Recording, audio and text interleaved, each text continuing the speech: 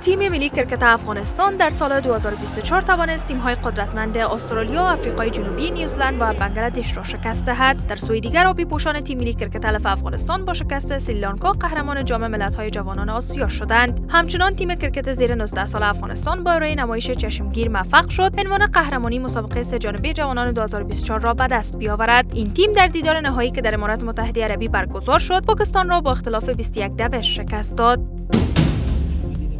در سال 2024 فصل ششم لیگ بزکشی افغانستان با شور و شوق پیگیری شد. در این فصل تیم یما پترول قهرمان، تیم جوانان فاریاب نایب قهرمان و تیم بدخشان مقام سوم را گرفتند. در این دوره چاپاندازان از کشورهای تاجیکستان و قزاقستان نیز در ترکیب تیم‌ها حضور داشتند و تیم‌ها مجاز بودند که از دو چاپانداز خارجی بهره ببرند. سال 2024 برای تیم ملی فوتسال کشور سال درخشان بود که این تیم در جام جهانی فوتسال صعود کرد و تیم‌های قدرتمند را شکست داد و در مرحله 1/8 نهایی مقابل پاراگوئه مغلوب شد و از این رقابت‌ها کنار رفت.